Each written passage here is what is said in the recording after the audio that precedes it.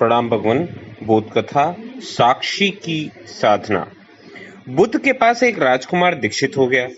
दीक्षा के दूसरे ही दिन किसी श्राविका के घर उसे भिक्षा लेने बुद्ध ने भेज दिया। वह वहां गया। रास्ते में 2-3 घटनाएं घटी लौटते आते वक्त। उनसे बहुत ही परेशान हो गया। रास्ते में उसके मन में ख्याल आया कि मुझे जो भोजन प्रिय है वे तो अब नहीं मिलेंगे, लेकिन श्राविका के घर जाकर पाया कि वही भोजन थाली में है जो उसे बहुत प्रीतिकर है। वो बहुत हैरान हुआ। फिर सोचा संयोग होगा, जो मुझे पसंद है वही आज बना होगा। वह भोजन करता है, तभी उसे ख्याल आया कि रोज तो भोजन के बाद मैं विश्राम करता था 2 घड़ी, आज तो फिर से धूप में वापस लौटना है। लेकिन तभी उस श्राविका ने कहा कि भिक्षु, बड़ी अनुकंपा होगी अगर भोजन के बाद 2 घड़ी विश्राम करो। वो बहुत हैरान हुआ। जब वह सोचता था यह तभी उसने यह कहा था। फिर भी सोचा संयोग की ही बात होगी कि मेरे मन में जो बात आई और उसके मन में भी वो सहज ही बात आ गई कि भोजन के बाद भिक्षु विश्राम कर लें। तो चटाई बिछा दी गई, तो वो लेट गया। लेटते ही उसको ख्याल आया कि आज ना तो अपना कोई साया है, ना कोई छप्पर है अपना, ना कोई बिछौना है। अब तो आकाश ही छप्पर है, जमीन ही बिछौना है। वो ये सोचता ही था कि श्राविका लौटती थी। उसने पीछे से कहा, भंते ऐसा क्यों सोचते हैं? ना तो किसी की शैया है, ना किसी का साया है। अब तो संयोग मानना कठिन था। अब तो बात बिल्कुल स्पष्ट थी। वो तो उठकर बैठ गया और उसने कहा कि बड़ी हैरानी में हूं मैं कि क्या मेरे विचार तुम तक पहुंच जाते हैं? क्या मेरा अंतःकरण तुम पढ़ लेती हो? तो श्राविका ने कहा, निश्चित ही। पहले तो सबसे पहले स्वयं के विचारों का निरीक्षण शुरू किया था मैंने। अब तो हालत बिल्कुल उल्टी हो गई है। स्वयं के विचार तो निरीक्षण करते करते बहुत ही क्षीण हो गए हैं और विलीन हो गए हैं, और मन तो हो गया है निर्विचार। अब तो जो निकट होता है उसके विचार भी निरीक्षण में आ जाते हैं। वह भिक्षु तो बिल्कुल घबरा कर खड़ा हो गया और उसने कहा कि मुझे आज्ञा दे, मैं जाऊं, और उसके हाथ पैर कांपने लगे। उस श्राविका ने कहा, इतना क्यों घबराते हो? इसमें घबराने की क्या बात है? लेकिन भिक्षु तो फिर रुका ही नहीं। वह वापस लौटा। उसने बुद्ध से कहा, क्षमा करें, उस द्वार पर दोबारा भिक्षा मांगने मैं न जा सकूंगा। तो बुद्ध ने कहा, कुछ गलती हुई वहां, क्या कोई तुझसे कुछ भूल हुई है? तो उस भिक्षु ने कहा, ना तो मुझसे कोई भूल हुई, ना ही कोई गलती।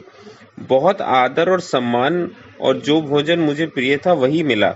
लेकिन वो जो श्राविका है, वो युवती दूसरों के मन के विचारों को पढ़ लेती है, और ये बड़ी खतरनाक बात है, क्योंकि उस सुंदर युवती को देखकर मेरे मन में तो काम वासना भी उठी, विकार भी उठा, और वह भी उसने पढ़ लिया होगा।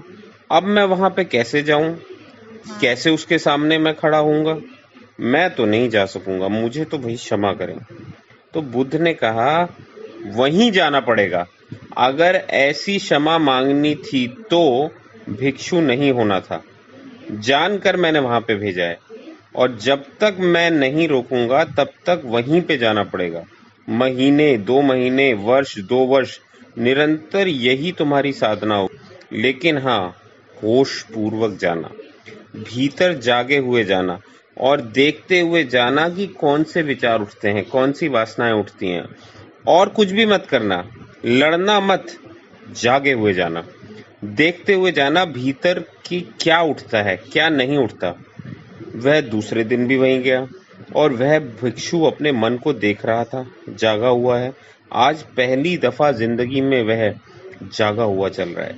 सड़क पर जैसे जैसे उस श्राविका का घर करीब आने लगा, उसका होश बढ़ने लगा।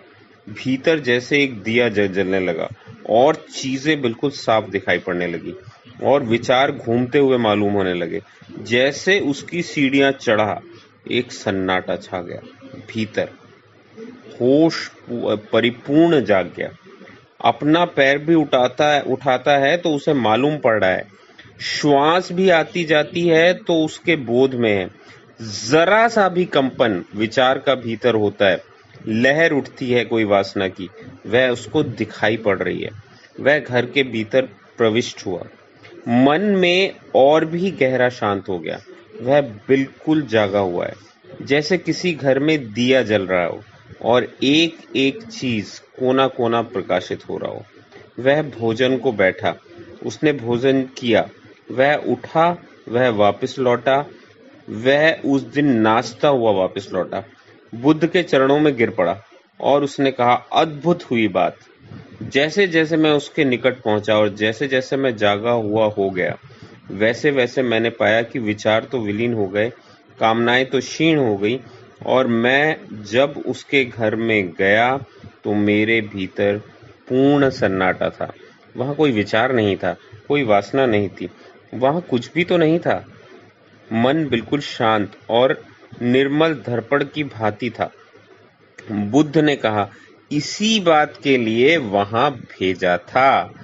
कल से वहां जाने की कोई जरूरत नहीं। अब जीवन को इसी भांति जियो जैसे तुम्हारे विचार सारे लोग पढ़ रहे हों। अब जीवन में इसी भांति चलो जैसे जो भी तुम्हारे सामने है वह जानता है, तुम्हारे भीतर देख रहा है। इस भांति भीतर चलो और भीतर जागे रहो। जैसे जैसे जागरण बढ़ेगा वैसे वैसे विचार, वासनाएं क्षीण होती चली जाएंगी। जिस दिन जागरण पूर्ण होगा उस दिन तुम्हारे जीवन में कोई कालिमा, कोई कलुष रह जाने वाला नहीं है। उस दिन एक आत्म क्रांति हो जाती है। इस स्थिति के जागने को, इस चैतन्य के जागने को मैं कह रहा हूँ। तो भगवान, ये बहुत ही अद्भुत बोध कथा है, साक्षी की साधना। आज इतना ही। बहुत बहुत धन्यवाद।